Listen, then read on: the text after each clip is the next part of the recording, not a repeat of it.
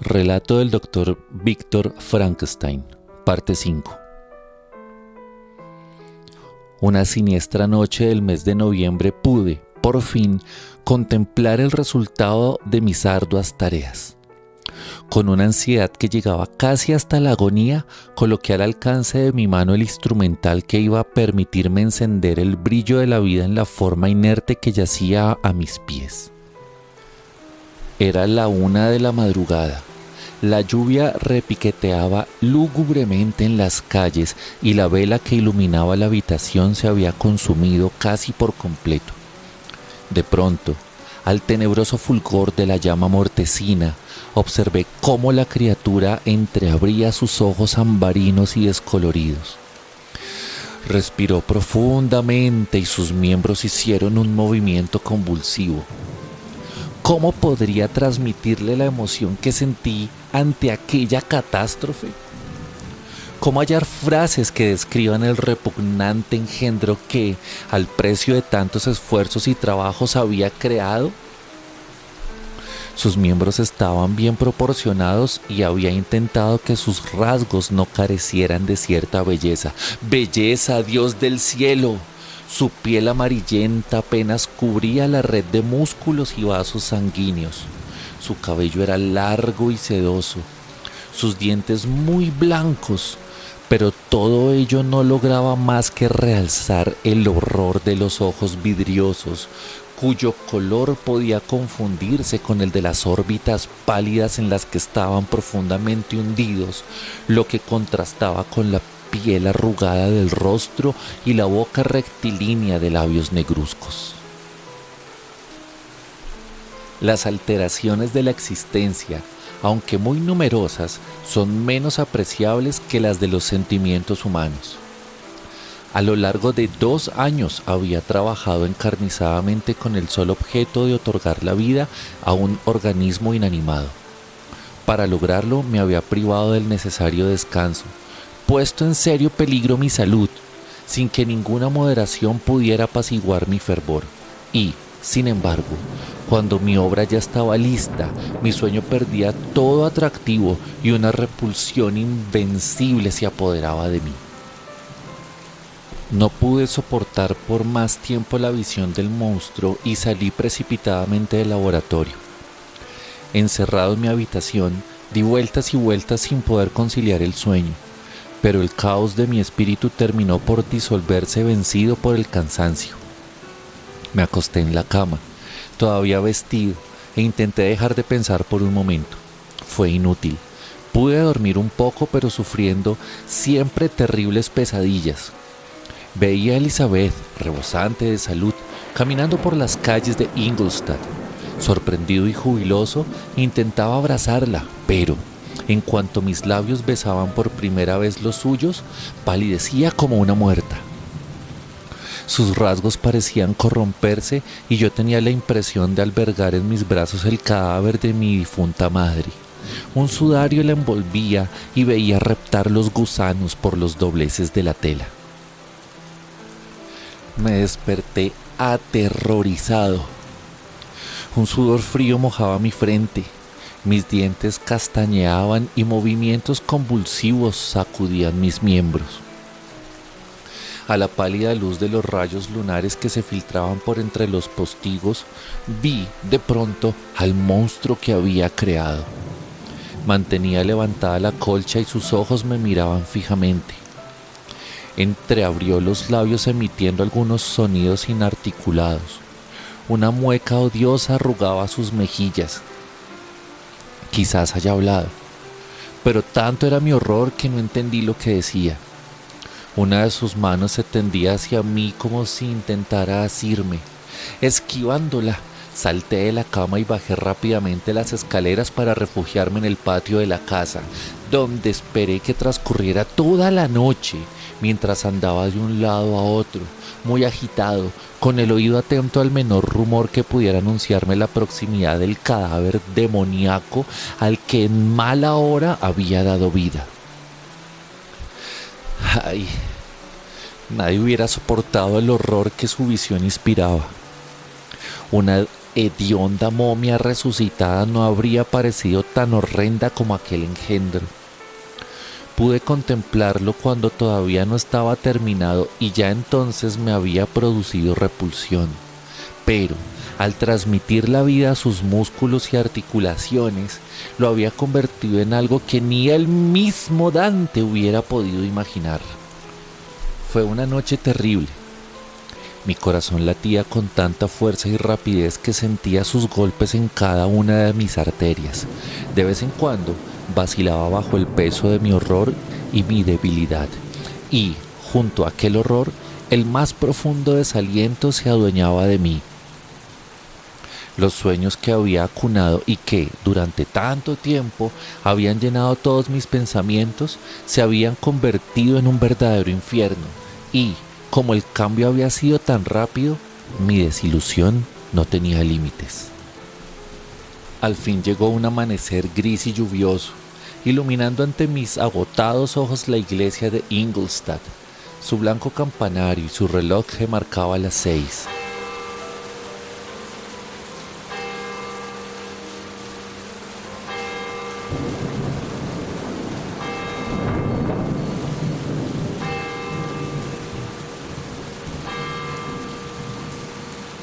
El portero abrió la verja y salí del patio con paso rápido, huyendo del monstruo y del temor de verlo aparecer en la esquina de todas las calles.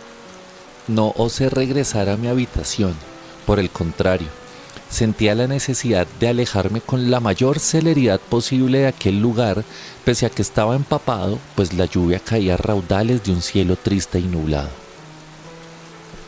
Caminé largo tiempo al azar con la esperanza de que el ejercicio físico mitigara el peso que oprimía mi espíritu. Recorrí las calles sin reconocer los lugares por donde transitaba ni lo que estaba haciendo. Las angustias del terror hacían palpitar mis sienes y, tembloroso, ni tan siquiera osaba mirar hacia atrás. Como alguien que, en un camino solitario, se apresura, dominado por el miedo y la aprensión y que, tras mirar hacia atrás, prosigue su marcha sin ya nunca volver la cabeza, pues intuye que una bestia horrible cerca de su espalda acecha. Era un fragmento del Viejo marinero de Coleridge. Me hallé por fin frente al albergue donde solían detenerse las diligencias y otros vehículos.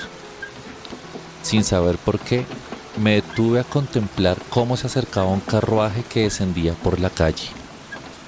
Cuando estuvo cerca, pude ver que se trataba de la diligencia de Suiza, que se detuvo a poca distancia donde yo me encontraba.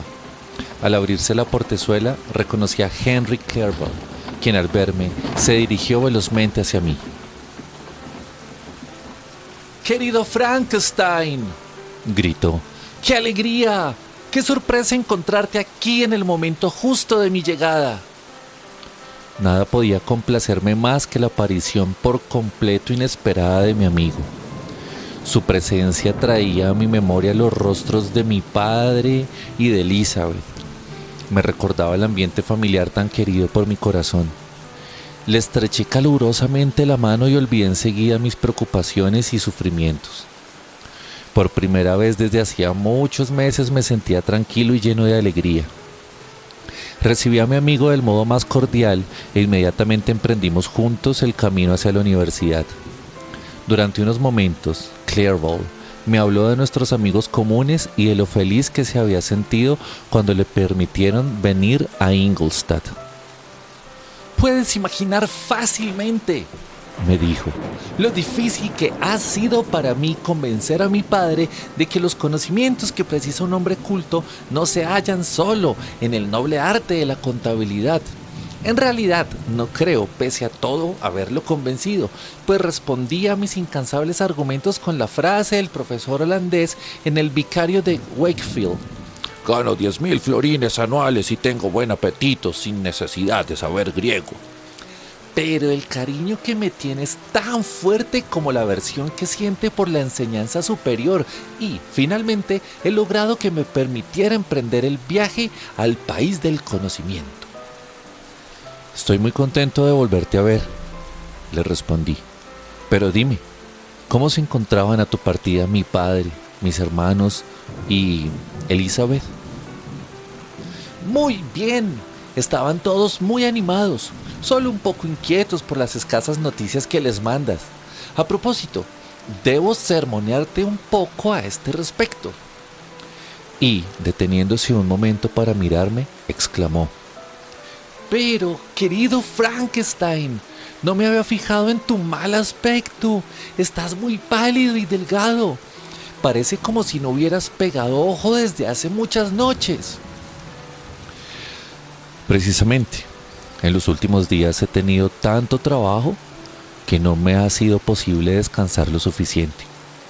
Espero, sí, lo espero de todo corazón, que ahora mi tarea no sea tan absorbente e, incluso, que pueda prescindir por entero de ella. Temblaba como una hoja. No podía soportar el pensamiento, y mucho menos aludir a los acontecimientos de la noche anterior. Apresuré el paso y llegamos pronto a la universidad. Temí, entonces, y aquello me hizo estremecer, que la criatura que había dejado en la habitación pudiera encontrarse todavía allí, viva y en libertad. Temía verla y me aterrorizaba aún más que Henry pudiera descubrirla. Por este motivo supliqué a mi amigo que me esperara unos instantes al pie de la escalera y subí solo. Cuando mi mano rozó el picaporte hice un esfuerzo para sobreponerme y permanecí inmóvil un instante mientras una corriente de hielo descendía por mi espalda. Luego empujé con brusquedad la puerta, como uno de aquellos niños miedosos cuando imaginan que va a aparecérseles un espectro. Pero no sucedió nada. El departamento estaba vacío. El horrible ser no se encontraba, tampoco en mi habitación. Apenas si pude creerlo y, cuando me aseguré de ello, aplaudiendo de alegría, corrí en busca de Clerval. Subimos a mi casa y el criado nos sirvió enseguida el desayuno. Casi no podía dominar la alegría. Estaba sobreexcitado hasta el extremo de que sentía hormiguear todo mi cuerpo y mi corazón latía precipitadamente. Me resultaba imposible permanecer quieto. Saltaba por encima de las sillas, palmeaba y reía grandes carcajadas. Al comienzo, Clerval atribuyó mi insólita alegría al hecho de su llegada inesperada. No obstante, cuando me observó con más atención, se dio cuenta de que mis ojos lucían de un modo para él inexplicable. Sorprendido primero por el estallido de mi risa descontrolada, terminó por inquietarse. «¡Dios santo! ¡Querido Víctor! ¿Qué te sucede para reír de este modo? ¿Estás realmente enfermo? ¿Qué significa todo esto?» «No me lo preguntes», grité mientras ocultaba el rostro entre mis manos, pues temí ver el aborrecible fantasma deslizándose por la habitación. «Él puede contártelo. ¡Ay, sálvame! ¡Sálvame, te lo ruego!» Me pareció ver que el monstruo se aproximaba a mí. Me debatí con furia y caí al suelo víctima de una violenta crisis nerviosa. Pobre Clerval. ¿Qué debió de pensar en aquel instante? El encuentro que había imaginado tan lleno de alegría se transformaba en profunda tristeza, pues perdí el conocimiento y no volví a recuperarlo sino mucho tiempo más tarde. Empezó así una fiebre maligna que me mantuvo postrado en la cama durante varios meses. En aquel tiempo solo me cuidaba Henry. Me enteré luego de que, considerando la avanzada edad de mi padre y la imposibilidad física en la que se hallaba para emprender un viaje tan largo, y sabiendo también cuánto habría afectado a Elizabeth mi enfermedad, Clerval quiso ahorrarles esa pesadumbre y les había ocultado la gravedad de mi estado. Estaba convencido de que podría cuidarme mejor que cualquier otro y, confiando en su deseo de verme sano, creyó que, lejos de obrar mal, hacía lo más conveniente para todos. En realidad, mi estado era muy grave y, ciertamente, solo los cuidados constantes e ilimitados de mi amigo fueron capaces de devolverme a la vida. Tenía siempre ante los ojos los rasgos repulsivos del monstruo y deliraba sin cesar. Mis palabras debieron sorprender profundamente a Henry, que las atribuyó, al comienzo, a ensoñaciones de mi espíritu enfermo. Pero mi obstinación en volver siempre al mismo tema lo convenció, finalmente, de que tenían su origen en un suceso insólito y, sin duda, terrible. Poco a poco, y pese a numerosas recaídas que inquietaron y entristecieron a mi amigo, terminé por recuperarme. Recuerdo que, cuando estuve por primera vez en condiciones de ver con cierta claridad los objetos que me rodeaban, descubrí que las hojas muertas habían desaparecido por completo y que tiernos brotes iban vistiendo los árboles que daban sombra a mi ventana. Sentí renacer en mí la alegría y el amor a la vida. Mi tristeza se fue disolviendo y pronto volví a ser tan jovial como lo había sido antes de sucumbir a mi horrenda pasión.